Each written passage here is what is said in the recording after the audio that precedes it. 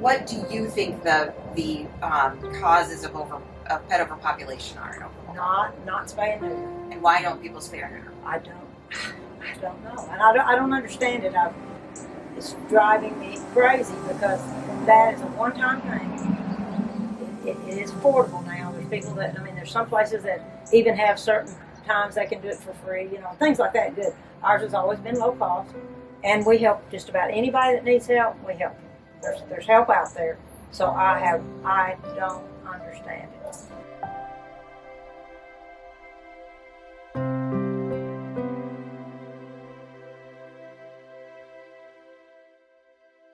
Instead of reclaiming or the city giving them a ticket, I don't give a ticket, then they'll just, who cares? We'll just go to Walmart where they're giving away puppies. We'll get another puppy for the kids.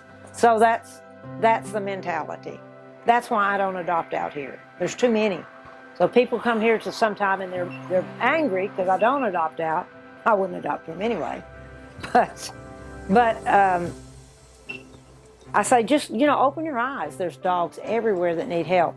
You can get them spayed and neutered down here, or if you need help fixing them, you know, we can help you do that. But, you know, there's dogs everywhere that need homes. So people in Oklahoma, I think, look at animals as property, you know. So it just, and look, this is a throwaway society. You buy something at Walmart, you get tired of it, you throw it out in the ditch. They do here. And then, you know what I'm saying, so you get this pet and you have to spay it, you have to vaccinate it, you have to worm it, you have to feed it, so let's get rid of it. This is a big time around here that people get dogs, their kids are getting out of school to entertain their kids for summer. And then when school starts back, we get a big influx of dogs that people dump. You know, yeah, kids got too much to do. So, and you know, I've had dogs that I adopted here years ago, and some people would bring them back after 5 or 6 years. Oh, we've outgrown them now. Kids don't care about them. We're just bringing them back. I keep one 6 weeks, and I've got to keep it. Friend, like, why is that connection not happening? I have no idea. It's interesting. Yeah, that is, because that is so. I'll never get used to what people do here, moving off and leaving, or we don't really care about them anymore. That's foreign to me. I'll never get used to it.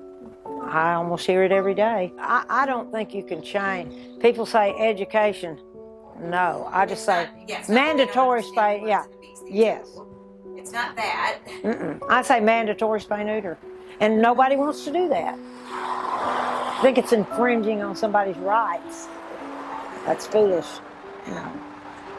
If I don't want to spay my dog, I don't have to. I've had people tell me that before. But now, I did start at the clinic down there. I will not take your puppies unless you bring the mother and have her spayed then. You know, I'm not going to take the puppies this week and you bring her next week. I did that one time. They didn't show up next week. So I said, that's the last I'll do of that. They show up with puppies 6 months later. Yeah, oh yeah, a few months later, yeah. But I just won't do it. And sometimes I feel so sick over it, but I cannot do it. Can't do it. And sometimes they're the cutest little puppies, maybe even small breed puppies. Still not going to do it. Can't. Yeah. Because, you know, it's just, I'm just allowing them and enabling them to keep letting that dog have puppies. But if people can sell a dog for $5 or $10, they think that's, you know, they're making money. So say again, because we didn't have our cameras on, how many spay neuters have you done? We've done 35,000. 35,000. Plus probably now. Yeah, 35,000 cats and dogs. Since you had that building? Since 2013. 13, right? Mm-hmm. That's fascinating. Mm-hmm. I'm proud of that, yeah. Proud of that. But, you know, so, I hope we can keep doing that many, but, you know, and I know it is helping, has to help. Oh, yeah. How many animals do you think you've saved? Huh? How many animals do you think how many dogs you've I don't know, but we've sent 18,000 up with Beth, wherever she's been. Carol looked at it the other day because she keeps the number. When we do a transport, I tell her how many dogs, and when every day spay neuter, I have a piece of paper I put in the drawer, and she keeps count of all of it. So.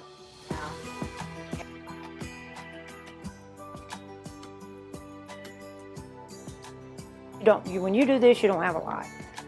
None. It just is what it is. But God for you, Kate. No, there's a lot of people like me, a lot of great people out there, and I appreciate them all. No, I just wish people. I shouldn't even have to be here. I mean, people should be willing to take care of. Like the whole reason you're here shouldn't exist. No, it shouldn't exist.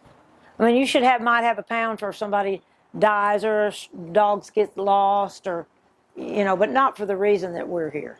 Mm-hmm. It's terrible.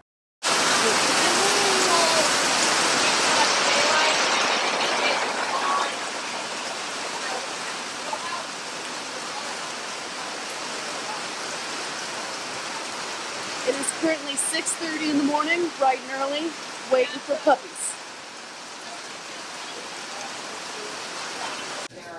Howard. Howard? Yeah. Right. I'm working on his paperwork right here. Okay.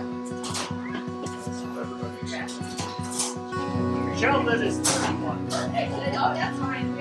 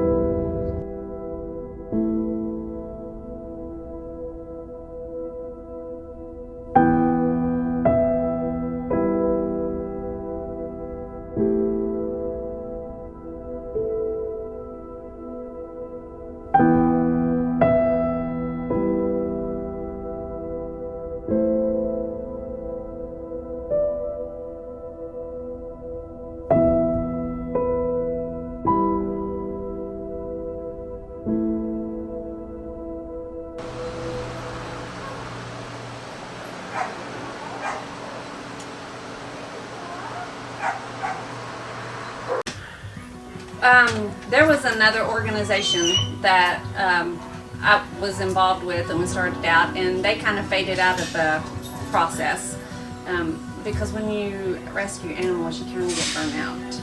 And so, like I said during our dinner earlier last night, I knew Mitzi's husband, and I'd heard that she wanted to help foster, so we got her, and there was another lady that helped us, and she went on and started another rescue. So we just kept the name Three Girls because you learn real fast that two people can't save over 2,100 animals each year. It takes a lot. It takes our tribe. So we kept the name Three Girls, and it's Mitzi and I, and then our third is our volunteers, our supporters, and our fosters. Awesome. So we just kept the name, and that's what we say because two people can't do it. What keeps you going? You guys are getting up early, you're working hard all day, every day. right? Why do you do it?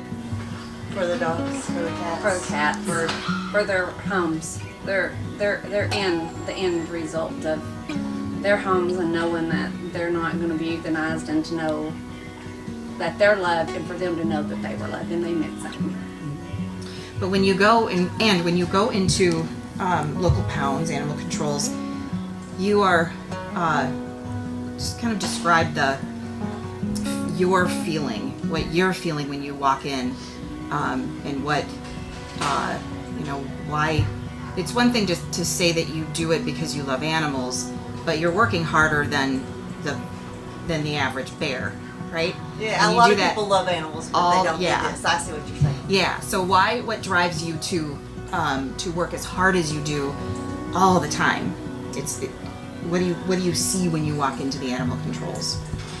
And what do you feel? When we walk into the pounds, we know when we walk in that door that if they don't walk out with us or aren't reclaimed by their owners, they won't walk out. We know that we're their only hope. And when we walk in, the first thing I do, I walk to each kennel. I look in to make sure they don't have anything contagious before I start with my touching, and I talk to them, and I tell them that I tell every one of them, I'm going to get you out of here. I'm going to get you a wonderful home. You're going to have a family.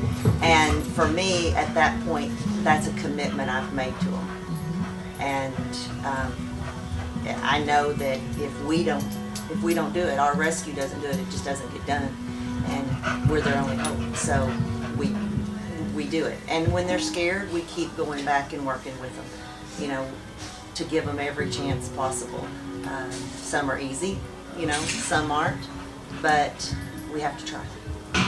And why are they ending up at animal control at the pound? They're picked up as strays, but the reason they're picked up as strays is because 99% are unaltered. So, nature takes its course.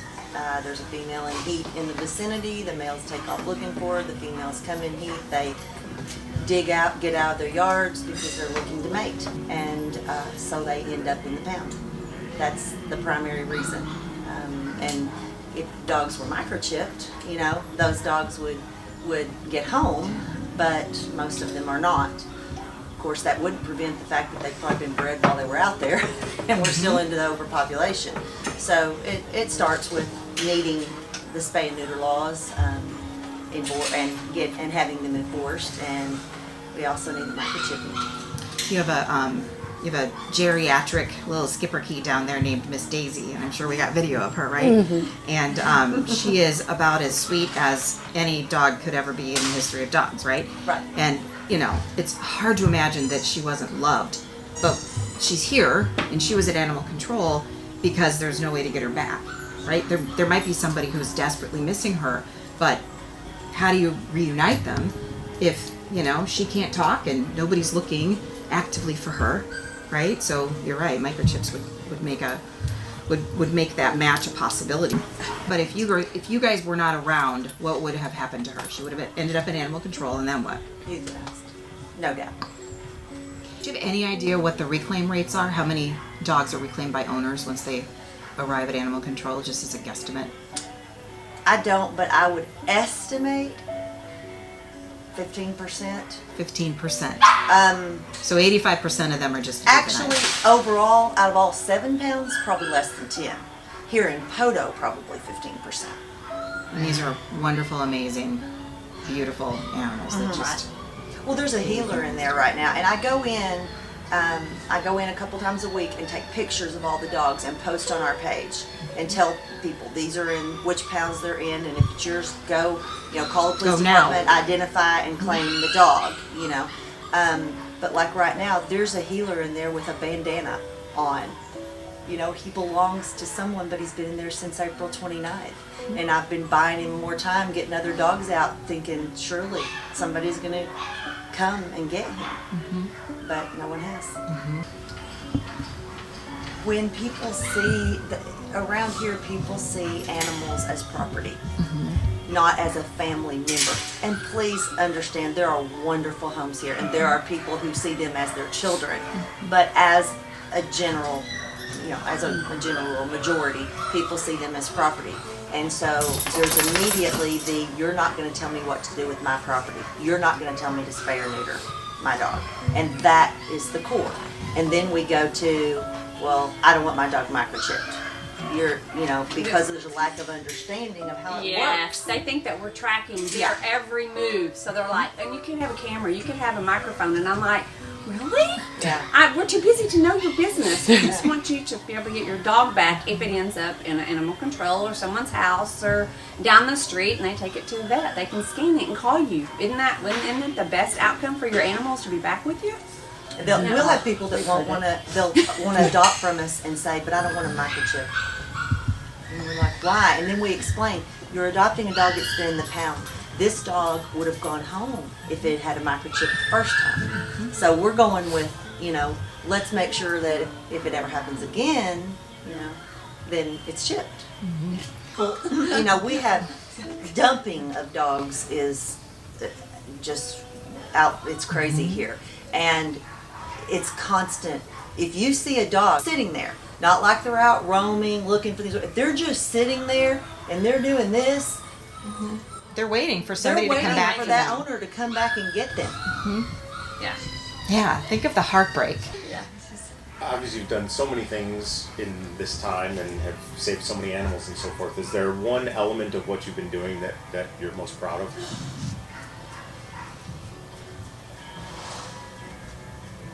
I think we each have a different answer because we each do different things. I think that we're getting information out to the public. We can't get everybody to change their mind, but we've changed the minds of some. And about animal welfare in Poto and LaFleur County.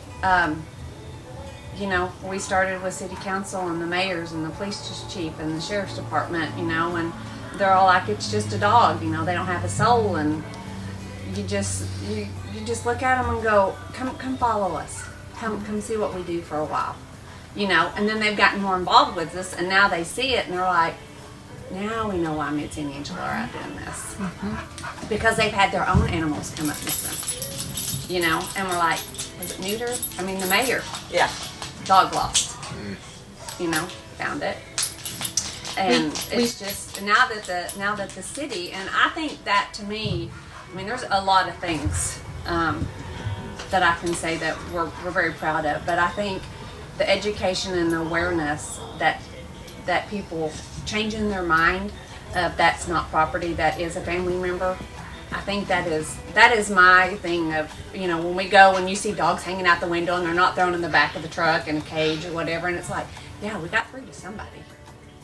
Somebody today, and then our mine are hanging out the window too, and theirs are talking, and we're like, hey, your dog's in the front of your vehicle, not in the back of the truck. And also spayed or neutered. Yay! We used to go into schools a lot before COVID, and hopefully it'll start back up, but we would be shocked sometimes when we would go into schools because, we would do first and second grade most of the time, and the things the kids would say, it was heartbreaking, and it was so disheartening to us because they were living in a home where not spaying and neutering their dog, it was just not even thought of. And when we would say, well, what do you do with the puppies? Well, my daddy takes them down the creek. And it was just okay. It was just normal. And these kids are growing up thinking that that's okay. Life is expendable. Yeah, and that was tough. And we liked going into the schools, but we knew the stories when we came out. We just get in the van and just kind of collapse and go, okay, now we got to absorb all that and think about the kids and get with the teachers and stuff. And of course, Bart always went with us, so he was always the hit in the class and everything. So talking about spaying and neutering, they kind of was like, well, I'll take this, and probably out of talking to probably 50 students, maybe 2 of their parents would call or something and say, hey, my kid, said that y'all did some spaying and neutering. We'd get maybe 2 animals out of 50 kids. Yeah. With the kids, when I was teaching in public schools, we had a program that it was focused on empathy. because the research had shown that the number one thing that prisoners lack is empathy, especially those who commit violent crimes. And so we had this program set up just to help kids learn empathy, because the research had shown that they weren't being taught empathy at home. And when we would talk in the classes, I could see with these kids that was something that could open up in them with the animals. And it's connection that starts that. It is. You can't empathize with something you don't care about. And No. you don't care about things you're not connected to. No, but we needed to get them opening up to realize that empathy was the first step with the animal. By saying, if they're in the pound, they're sad. They miss their parent. That's how we would do, microchipping. They're sad. They want to come home. They need that bond. They need their family, just like you need your family. And the kids need to be better citizens. They need to learn that empathy, and learning empathy for animals, empathy for people, it bleeds over. Isn't that the root of all of this? If your whole community was really empathetic with the animals in your community, you think you'd have a problem at all? No. Isn't that like, Yeah, I don't know how to fix it. Yeah, it's a fix. Everybody have empathy and take care. What I'm most proud of is the change with the animal control officers. When we first started, it was just, their thing was just putting the dogs down. They were used to it. They had to do it. They didn't love it, but they had to do it. Do you think they felt connected to them? No, not at all. Not at all. And since they didn't do adoptions, they couldn't get invested. Or connected. They couldn't.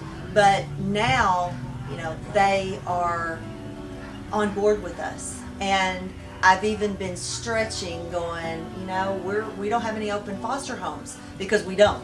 And, can you keep this dog a few more days? Well, used to, the answer was no, because I don't want to clean those kennels another 3 days.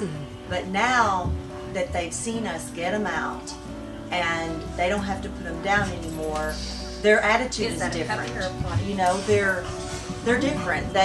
Seeing them have hope is big for me. And another thing that we've gotten to do, because of being a transport facility and our partnership with ASPCA and with Anderson and with other rescues, getting to help some little bitty rescues like we were when we first started. And you're expanding your we had no outlets. We scraped and clawed for 2 dogs on a transport, and drove 2.5 hours to drop 2 dogs off on a transport, and that was our big win for 2 weeks. Five was a hallelujah. Yeah, 5 was huge. Hallelujah. And now the people that were in the shoes we're in, that don't have any hope, and people like us with hearts like we have for animals, that are having these tiny little pounds that they all get euthanized in, and they're trying so hard. The resource of being able to, like I messaged a lady in Tahlequah this morning that's been submitting dogs to me, and I said, I'll take your 2 this week. And, immediately, 6:45 this morning, she's like, oh my gosh, I'm crying. I can't believe I'm so excited. And it just, I'm right back there 9 years ago when it was us. And being able to do that's huge.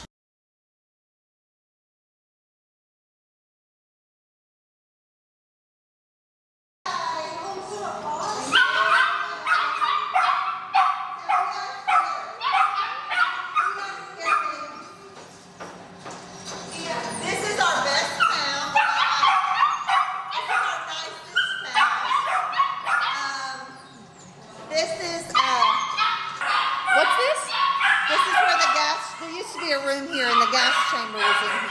Oh, wow. But we've gotten rid of the gas chamber.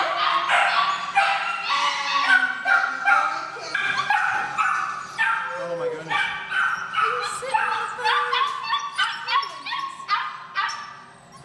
These all go together.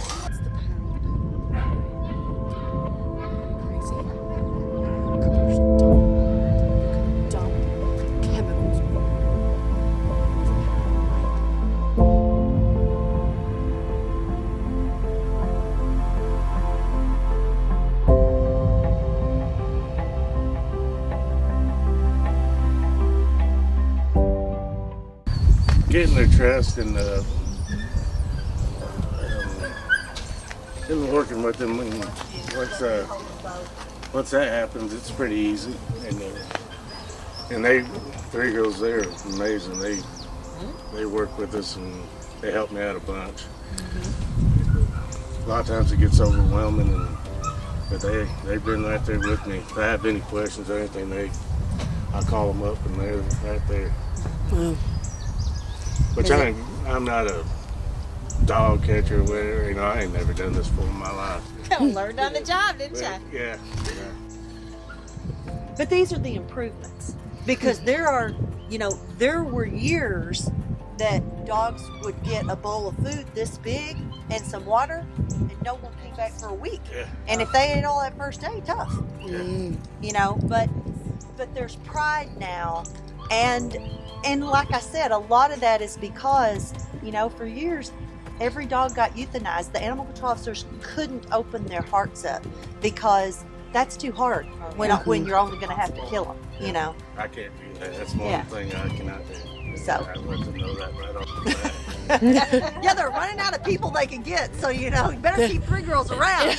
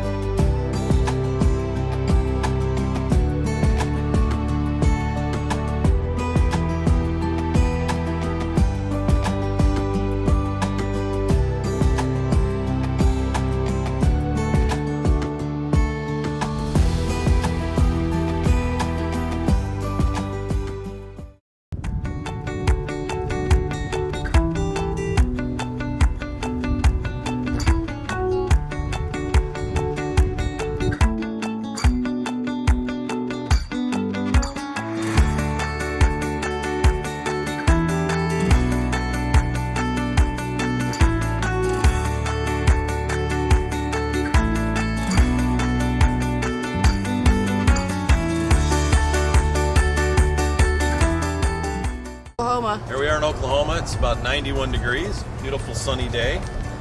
So far so good, right? We've had great weather. It's been a great drive. Getting hungry. We're gonna go to Brahms. Is that how you say? Brahms hamburgers and ice cream. Yeah. So we're gonna do this now. Fuel up. Then head in and hopefully be ready to start. Get some dogs. Yeah. Woo! We just park up on this thing here.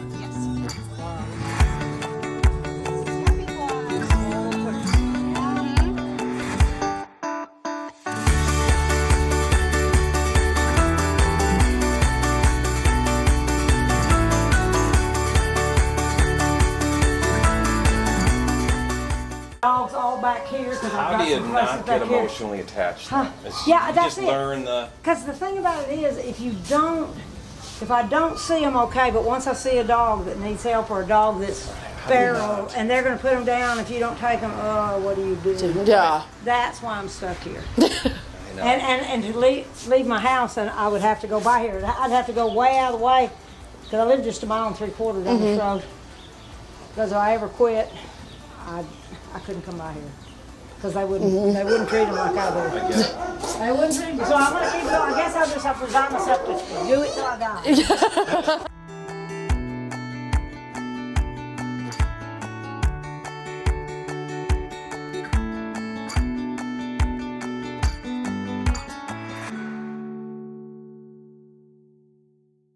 Initial reaction. How cool is this place? She's an angel. Right? This place is amazing.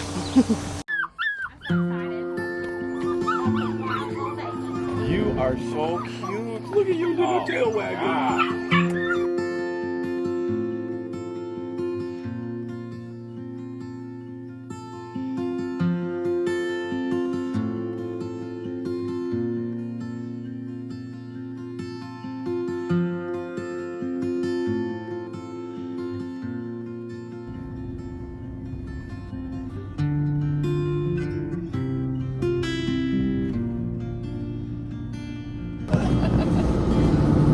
Do you know just about everybody in Oklahoma? I tell you what, I had tons of friends when I had the golf course, but I don't see anybody anymore. Just too busy? No, I just stay at home and help Kate. Yeah. Got lives to save. Yeah, I got my dog friends.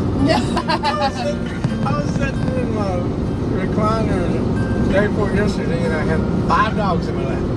Well, 4 of them, they were fighting over me to pet them. 4 of them.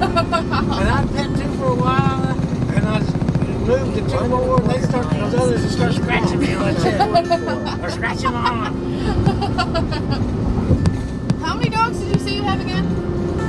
We've got 22 right now. Okay. We've had as many as 31. And then, wow! Yeah, right? We do have the recruitments out today. We made it! That's the biggest crowd I've ever seen here. Wow! Right? Look at all the cars. These Fosters? Mm-hmm.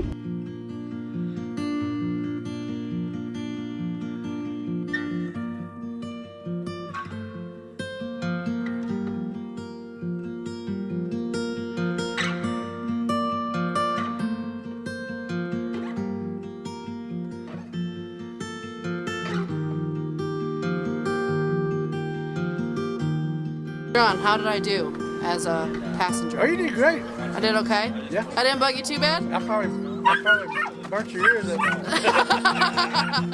No such thing. All right, initial reaction. How was the trip? It's over. We did it. It was a grind. It was great. How many dogs did we bring home? 51. Woo! Nice. Oh, that's great. Great work. Yep, great work. That's great.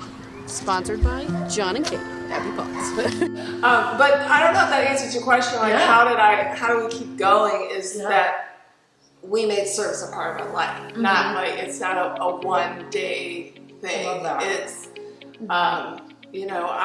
It's a value for y'all. Well, when I became a nurse, there was this prayer. Actually, she was kind of like my second mom that she gave me, and in the prayer, it's like, let me dedicate my life today to the care of those that come my way, and touch each one with a healing hand and the gentle art for which I stand. And when the day is done, let me rest in peace if I've helped just one. And so, like, literally every day I say that. And so I look, when I go out in society, like, I find the person. Yeah. People are like, how do you find these people? I'm like, I don't know.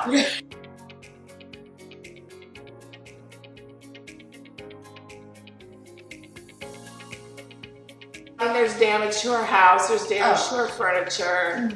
Sometimes that gives us pause. Or if we have a really tough litter, like we did have that parvo litter, and then we had a litter of 7, and then we had a litter of 8 after that, and people were like, okay, we need a little break.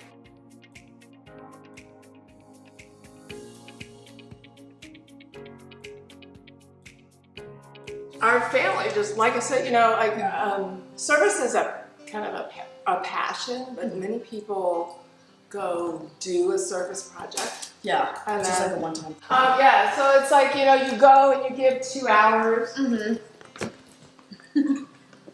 You come home, but I've given talks on service, and I don't know where I heard this or if I developed it, but I kind of like to do service where you find what breaks your heart, and then you find what builds you up, what brings you joy, and then you find an organization that combines the two. Hello. You're so cute. Ready? You're about as tall as this. Come here, Bubba. Come here. Oh, that was awesome.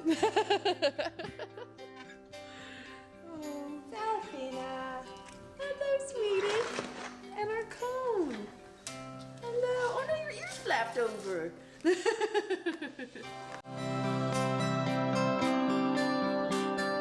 Hello. Who do you got? I have Cece. That's Hershey and AJ. Oh. I think it's Cece. Oh, hi. Oh, yes. I know. I know I'm holding your sister. Yeah. I'm holding your sister. Yeah, sure. So when did you get these little floofers? We got these little guys last Sunday, so we've had them for about 5 days. And how's it going? Going awesome. Look at these guys.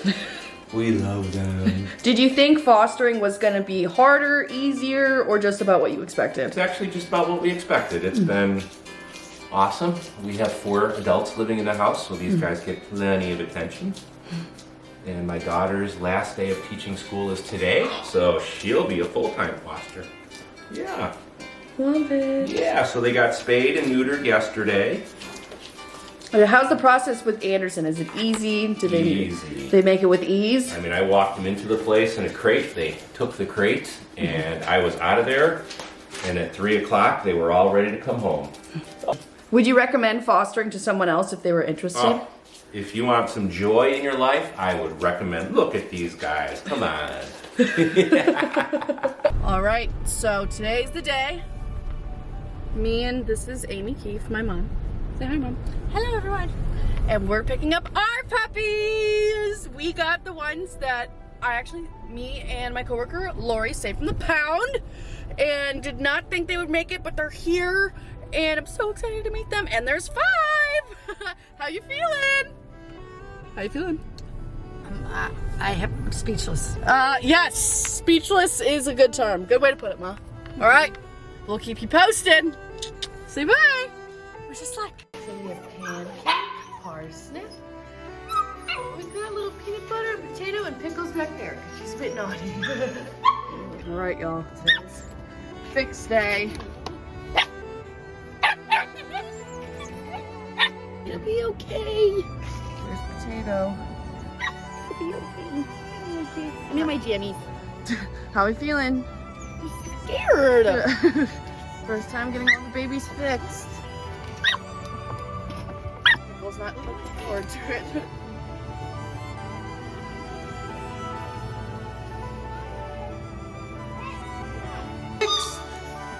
Lots of playing by everyone this morning. We got lots of puppies today. It's May 26th. Everyone's getting bigger. Look at Parsnip. They're getting bigger and sweeter and so happy.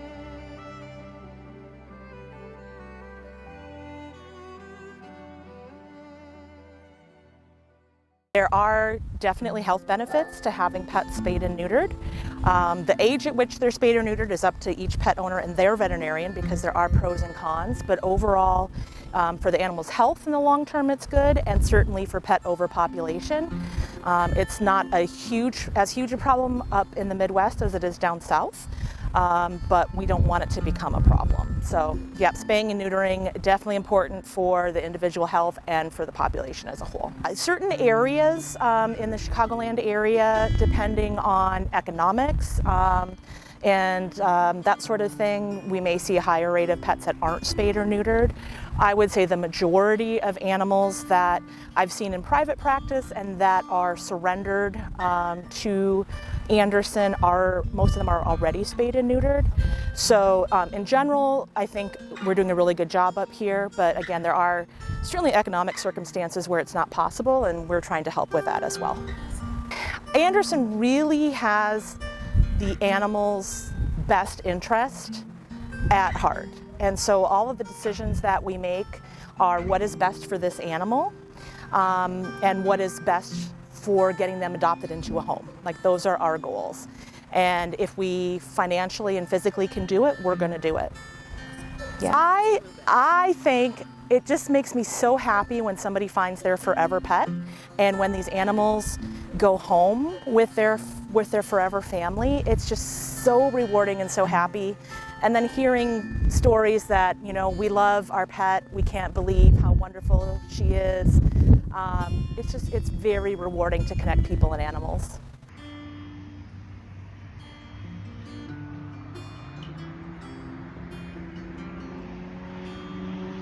Hi, baby. Good morning. Oh, why, thank you. Oh, hello. A-teamer. Baby.